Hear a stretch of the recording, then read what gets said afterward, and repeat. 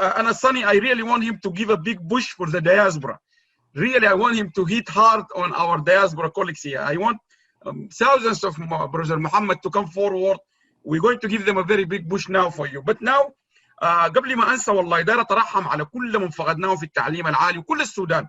لكن لو لاحظتوا ريسنتلي بروفيسور محمد ذاته والدته بروفيسور خديجه توفت قبل فتره في الخرطوم، واساتذه كثيرين فقدناهم نترحم عليهم، ونتمنى ربنا سبحانه وتعالى يسهل على السودان امر الكوفيد ده، وربنا يعني يتقبلهم ويرحمهم كلهم، جامعه الجزيره والخرطوم وكل الجامعات دي فقدت كثيرين جدا. انا داير تموف لضيفنا او ضيف الشرف بتاع المؤتمر ده، وقبل ما تموف له داير اطلب منكم كلكم you said in Arabic and English, if you can all be on camera when Sonny finish so we can have a group picture. Mervin, I think you hear me. Once we finish with Sonny, we will have a group picture. Now I would like, it's a great pleasure to introduce Sonny Lambe. Sonny is a counselor. He's a well-known counselor in the South London. You know, London is also the same like all Khartoum. We got South, North, West, whatever.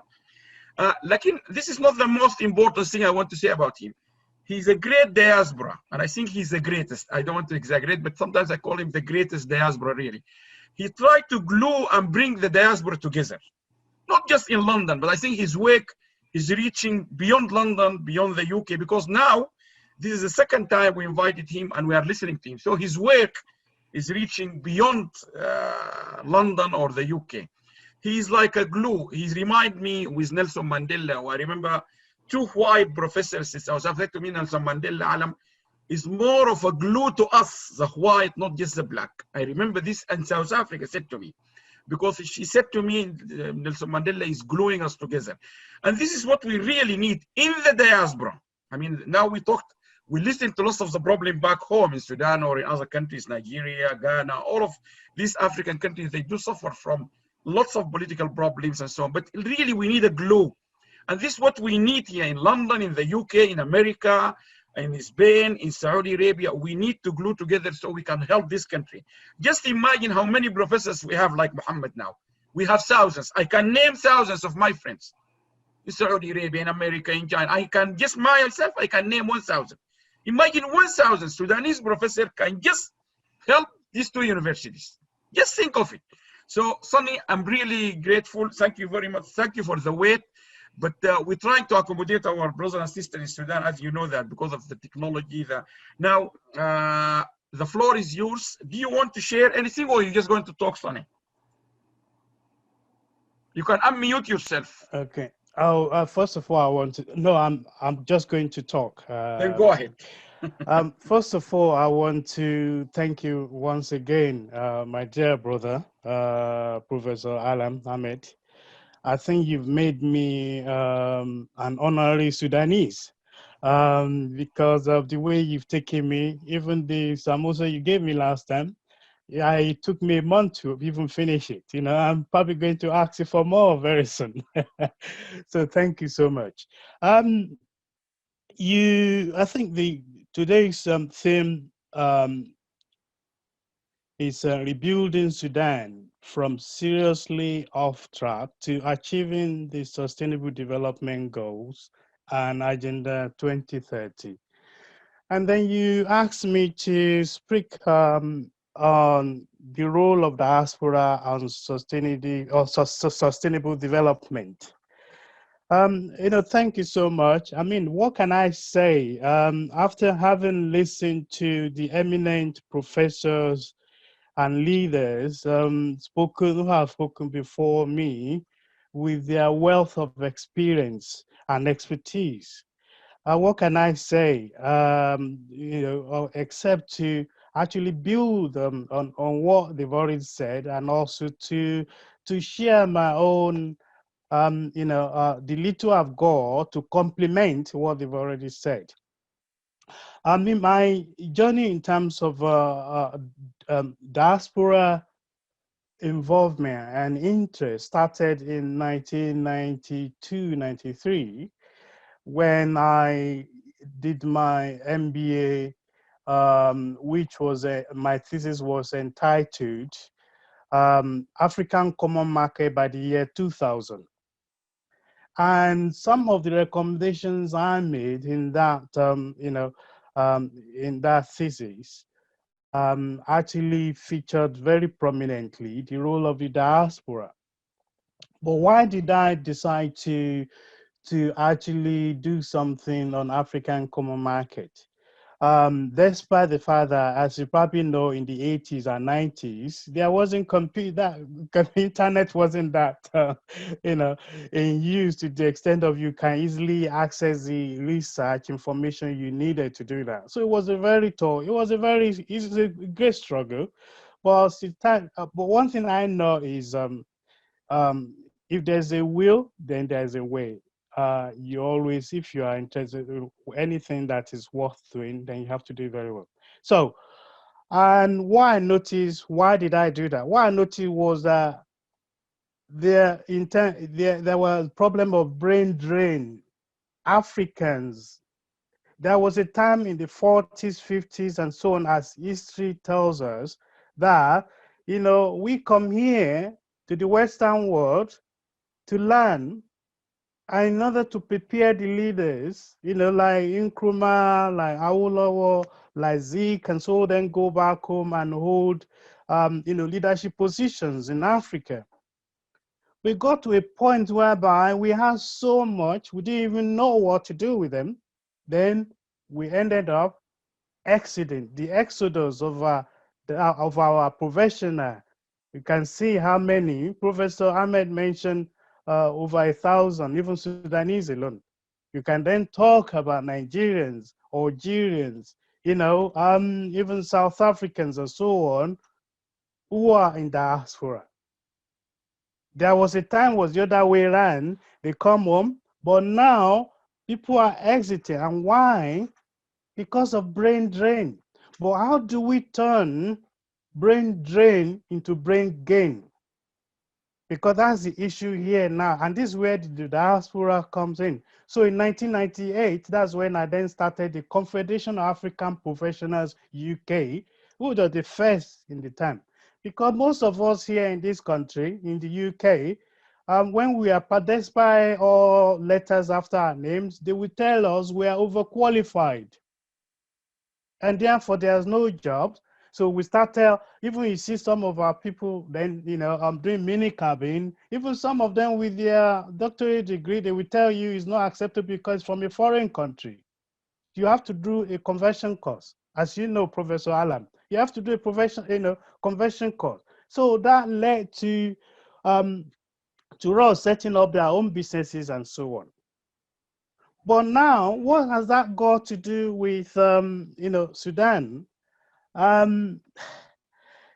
Sudan has gone through some challenges over the years, even in recent terms. I remember there was time when actually, Sudan was loosely, and there was a time when they used to call Sudanese Republic of Mali or something like that, And there was a time when we also used to have our own what was called Trans-Sahara trade. So Africa is now a basket of failures or beggars, as some people want to make us. But that is the past. So what is the future? So the future we are now looking at is what can the diaspora, those of us in diaspora, both Sudanese who are of Sudan born, either at home or abroad, and those of us who are also African citizens, what can we do to harness our expertise together and transform Sudan and Africa? Now, without boring you too much from what I've heard from all the previous presenters, I mean, Professor, I heard about crowdfunding from those working abroad. I heard about, Sudanese diaspora who are in the university where they can bring in terms of innovation. I mean, I had, Professor Mohamed Taha Yusuf. I heard from Professor Howard Sahazan Mohammed on the issues around vocation. artificial intelligence, vocational training, automation, and so on. All these are the wealth we can share, we can take from here and take home. It's not just about our remittances alone. But before we talk about that, we need to think very carefully. Is Africa, is Sudan, is Nigeria, are they ready for us? I've shared my little experience with you. Sometimes, because remember I told you the little history about how the Confederation African Professional War started. And that is why in 2000, we set up the Nigerians in Diaspora, which is just about 20 years old. Because I believe harnessing our skills and expertise together, we can use that to develop Nigeria. And I believe similar to what Professor Alam is doing, bringing all of us together, all these eminent professors, and how we can use our resources to develop, especially now that we have a transitional government in Sudan after the challenges are faced in the past. But the environment has to be right. You have friction between those who are home and also those who of us in diaspora with suspicion. Some think, what's these people who have been out of the country for so long and they're telling us what to do? Do they think we are stupid? Even forget about, there's more respect of foreigners, white foreigners. Our people respect white foreigners than our own. You have heard earlier about all the innovations in our UK universities, even American university, which is from diaspora. But yet, when we go home, our own people, we there to support even the government, is hostile. I'm not saying all cases, but we have a mountain to climb. Diasporans are always ready to contribute, from my own personal experience. But sometimes the friction between the home, when I come to Sudan or Nigeria, and the diaspora, the foreign land, is always there. So how do we manage that? That's number one question. Because when we talk about achieving the Sustainable Development Goals and Agenda 2030, it means there's a need for rebuilding, a renaissance, a renewal, a reinvigoration, a rebirth. Even the Christian, we call it born again. And if we don't examine a bit of the past, we won't understand why we were today and then what we can do to navigate our way to the future. If we don't try to understand, draw what we call SWOT analysis, our strengths and weaknesses, as a community, as a nation, and then see which ones we need to work on and which ones is ready to be molded and used, then we're missing the point. We are strategic planners, but we need leadership. We need a conducive political environment, because without conducive political environment and leadership with vision, because all these things I heard about the great ideas I've heard from our eminent professors, if we don't have plan and leadership with vision to carry us along and navigate the future together, and we see each other as threat, all these things are just empty discussion, academic discussions. And when you also look at our education as well. Now, what do we need in Africa? Do we need more academics or do we need doers? And I think it was Professor Mohamed Azan who spoke briefly about, and also I think the last speaker Professor Mohamed Tai also spoke about vocational training, automation, and we talk about artificial intelligence. These are the areas we need to look at. How do we, if the government has planned, say these are the areas we want to set up industry, link with our University of Technology, then when we then producing all these graduates, the job is already being created. The partnership between industry and our university and vocational education system, then all these are pathway to the future. We can't continue. I'm not saying academic education doesn't have its place, but when you are hungry, the first thing that comes to your mind is how you're going to eat. And if you don't have money to buy, you want to plant, look at your garden. I've got some empty space. I want to plant some food. I want to plant some vegetable, cassava, and so on. So therefore, I think the artificial barrier between vocational and academic qualification or education, we need to bridge it.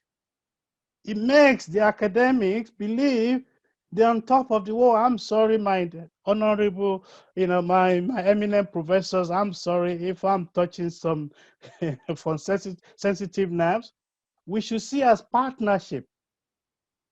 Just as you see, some people will be the leaders, while some people will be the followers, and some people will be the administrators.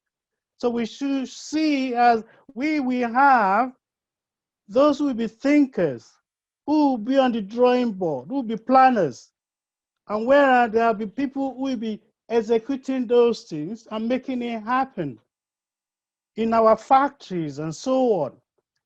So what I'm saying in essence is that we need to rethink our education system in Africa. Even when you look at this country, as been mentioned earlier, there have been more emphasis on vocational training and qualification now. Especially, it's even more important now that we're out of EU, because this country, UK, has become dependent on financial services, just services. We don't produce anything. So it's not surprising that in Africa, when our children come out of university, they are looking for white-collar job. Even some have to have second degree, MA or more, for them to be able to get a job. I know in my own family who went to university, they are, I'm sorry to say, they're not even useful to themselves, talk less of the society. I'm being honest with you from my own personal experience. Until they do their second degree, then when they then specialize. Especially in this country, UK, where they have massive debts, student loan. Just imagine Africa, in the poor family, let's send this firstborn to the university. It's an investment with the hope that he or she, when graduates, get a job, we invest in the younger or in the siblings. That's not the case anymore. They come out of university, 2, 3 years, 4 years, 5 years, no job. Is it surprising that you then see some of our young people, the exodus, some of our young people, and dying in the Mediterranean Sea? We need to have a rethink as Africans. Our salvation is not out there, but thank God, we who are in diaspora can help, can partner with those who are home, who haven't been anywhere, saying we are your friends. And that's where one of the phrases I use in my recommendation was a partnership for progress.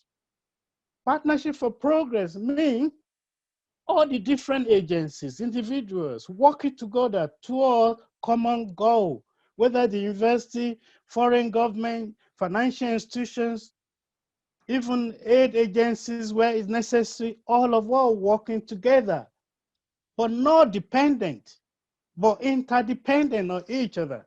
Because when one side thinks they have answer to everything, that's where the problem is. Because we always rely on the West, thinking that all our problems will be solved by the West. No. Only when we've lived in this part of the world for decade 2 or 3, we realize actually the West have their own problem. Will you ever believe, when I came to the West over 3.5 decades ago, I never believed I would live to see anybody queue now for the food donation in this part of the world. I thought it's only in Africa. You now see food donations. So therefore, you can see how the world is getting closer and closer. So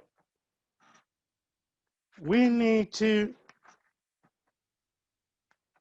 design a future that we feel comfortable with. And then let the partnership, the collaboration, the support come from the West, whichever country is ready to partner with us. COVID-19 has also exposed the weakness of the current global order. You can see even countries in Africa ban flights coming from UK to their country. Why? Because of COVID-19. Banning US planes landing in their country. COVID-19 has made us levelers, equal in a way. But that also exposed one problem. I remember when it started in 2019, some people were saying to us, actually, you know, I'm afraid even Bill Gates or some of them, you're probably going to wipe out half of Africa. But that hasn't been the case. When you look at the statistics, the death in Africa probably consumes only about 10–15% or so of the death, apart from South Africa probably has higher death rate in terms of COVID-19.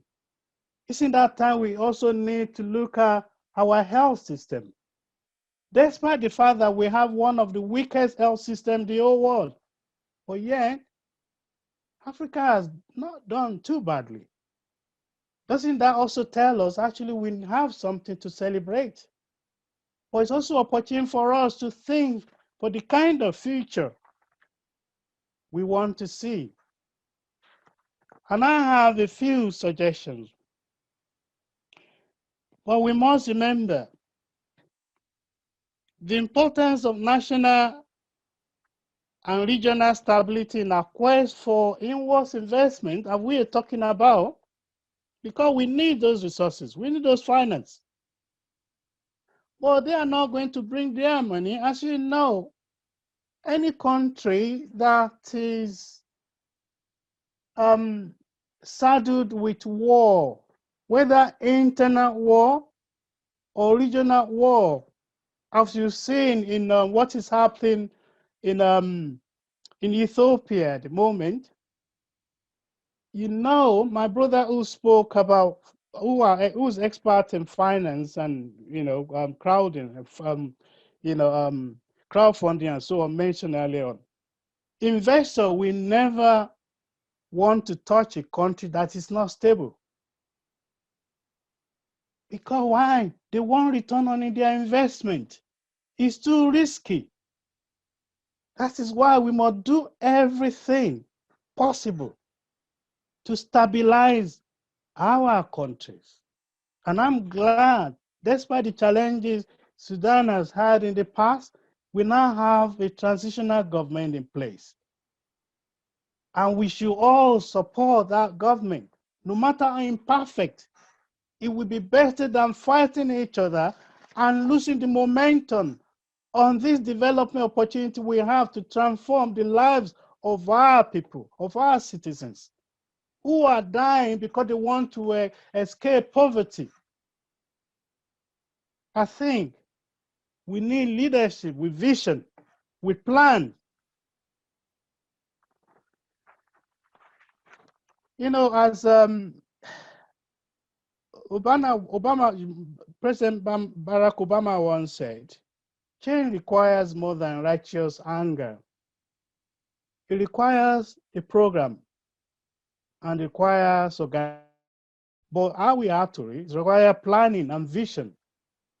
That's my own part that we have to that quote from Barack Obama. We need to challenge our leaders. And we also have to play our part. So, because you never change things by just fighting the existing realities. To change something, we build a new model that makes the existing model obsolete. We have to have a vision for the future we want to see as Africans. You see, I heard about knowledge transfer. Funny enough, I ridiculed that in my thesis in 1993. Don't wait for it's like technological handout, leftover. When you look at why is it that when our own citizens go abroad, go to America, go to Germany, go to Spain, come to UK, that we see the qualities they have. When you look at most of the institutions, all these technological developments are actually championed by some of our own diasporans. You can imagine if the environment in Africa is conducive for them to flourish, then we'll be talking are equal. We should look for a future, relationships that are better than what we have now because we can do it. I mean, you're talking about European, okay, everybody is, some people are saddened about the UK coming out of EU, for instance. EU being celebrated as the big thing that's ever happened to human race. Thank God, we now have African Union as well. Well, if you go back to history, Trans-Sahara trade, it was an African invention, not European. We trade with each other. So just imagine if Sudan looks inwardly, what are the comparative advantage we have as a nation? Which areas of expertise do we have? What do we produce better than Egypt? Better than other countries, Ethiopia, in East Africa or rest of Africa? We want to specialize in this. We want to master this. It could be in mining, it could be in anything. And then invite investors from Africa to come and help develop that. And then same thing in Nigeria. What area do they have comparative advantage? It could be in agriculture and so on. It even saddens me to see Nigeria importing rice from Malaysia and so on, with so much, arable land. You see how we reduce ourselves too as people. Let's look inwardly as Africans, especially with all these eminent professors with expertise and experience that we have. And those we can bring it back and help to transform the future of our people. We don't need to beg. We only need to starve for a season. I remember what my granddad used to tell me. Say, okay, when you plow this land, it's not going to grow immediately, but you can grow the vegetable that will probably takes days or weeks to grow, but the cash crop will take longer. Then you have something to sustain you until the big money start coming in. So we just have to have a vision as a people, a plan. But one thing you also need to do, if we manage to achieve political stability, is to have a long-term plan. Not 5, 10 years, I'm talking about 25, 30, 50 years. What kind of Sudan do we want to see the next 50 years, 100 years? It doesn't have to be the same set of people running it now, but there's a vision of the future we want to see. So every government that comes in, irrespective of which one, which party, they have a blueprint to work on, which is benefit of the whole nation. It doesn't discriminate again whether you're Muslim, you're Christian, you're this tribe, you're that tribe. No. That's why I call sustainable development. We cannot sustain anything as a people. Even when we invest, we invite people to come in and invest in Sudan today, in Nigeria tomorrow, in South Africa tomorrow. If the environment is not conducive, if we don't have the right kind of managers, the right kind of vision people can sign up to, in 10, 15 years, we're back to square one. Brothers, my eminent scholars, we need leadership. We need vision. We need sense of entrepreneurship. We need capacity building. We need good governance.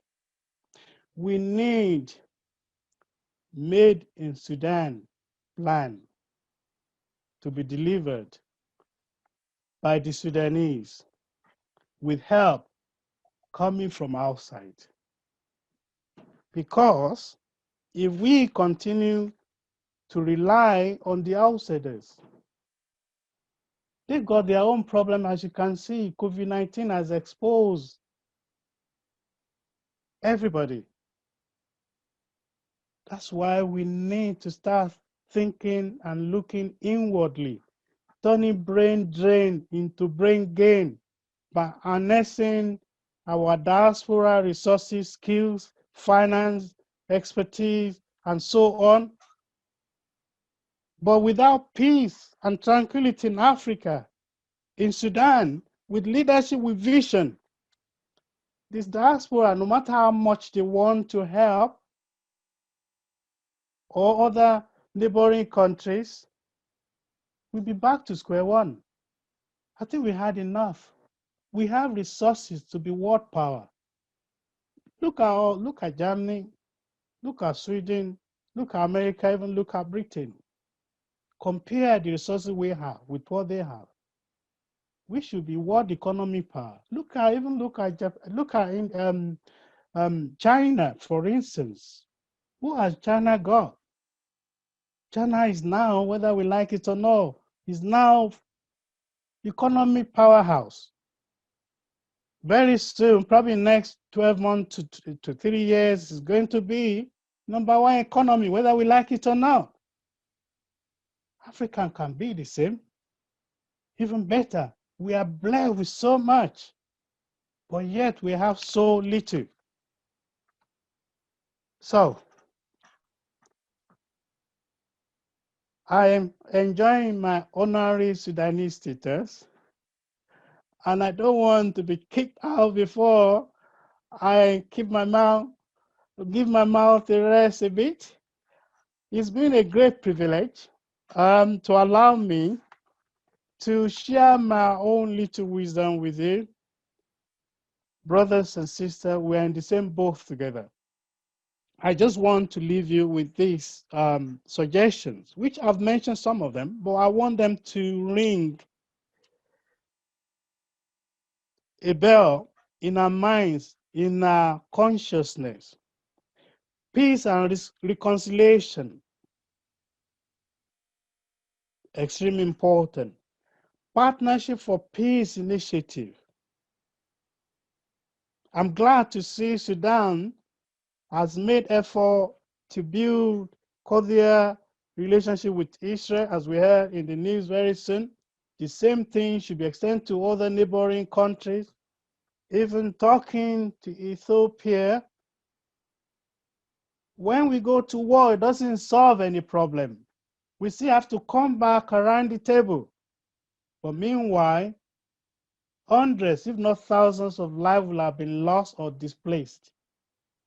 And there's a saying in Yoruba, in my language, and tikotu bokadore. It means you can't go to court on an issue that you could have resolved at home and then come back home and remain friends. No.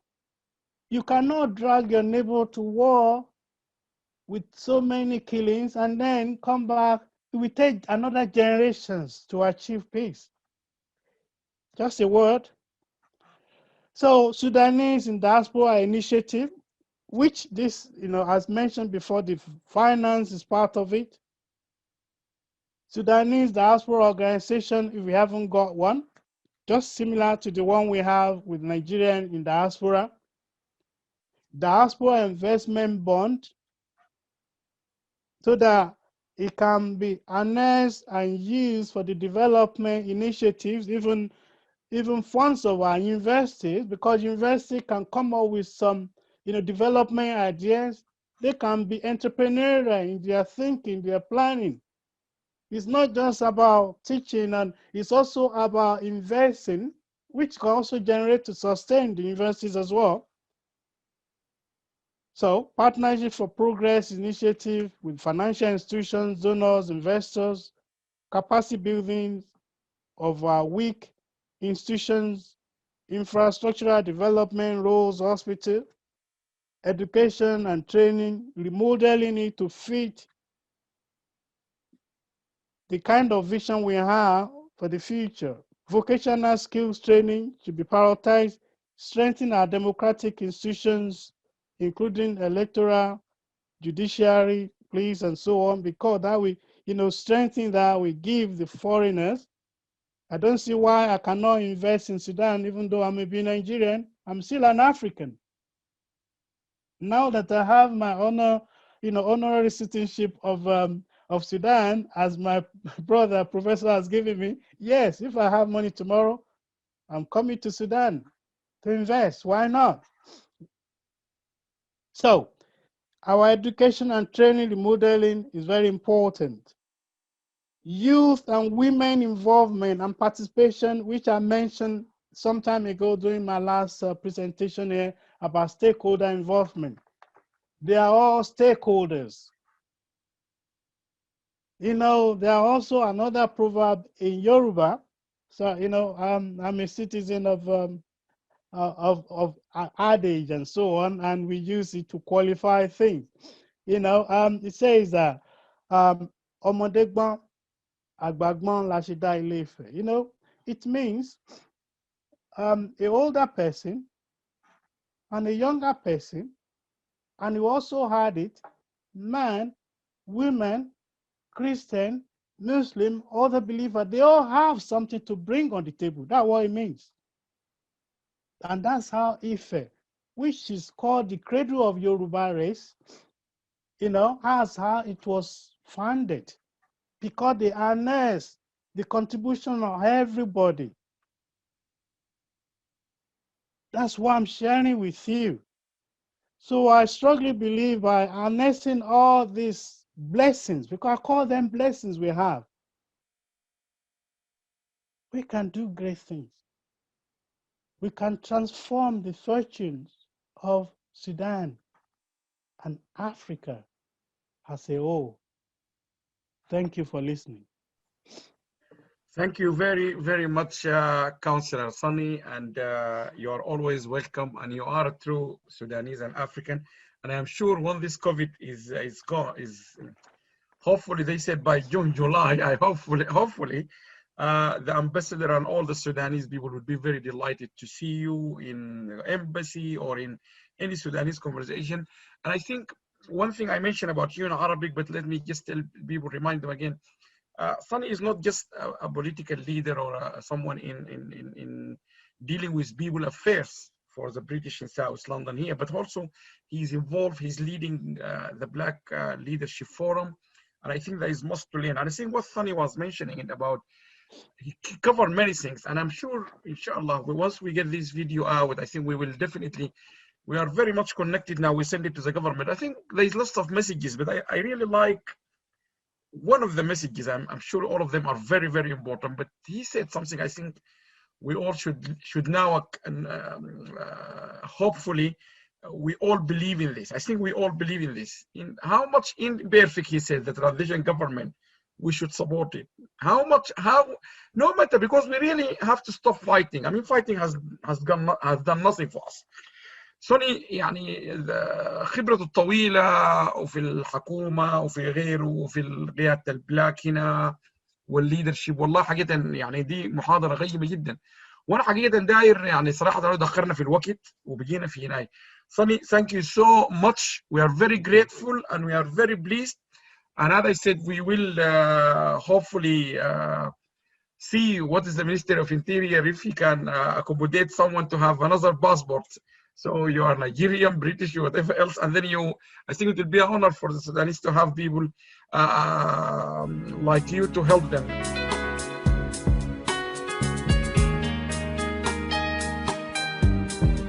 بنحلم بفضاء أوسع، بنحلم بزمن أجمل، بلاد ميلاد، بلاد ميلاد. بنحلم بفضاء أوسع، بنحلم بزمن أجمل، بلاد ميلاد، بلاد ميلاد.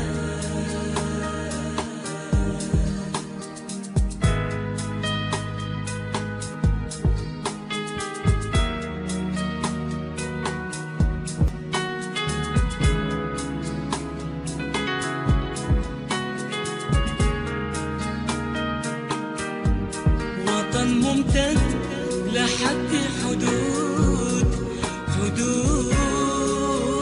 الحد، وطن لا فيه هم لا غم، فقط نسعد.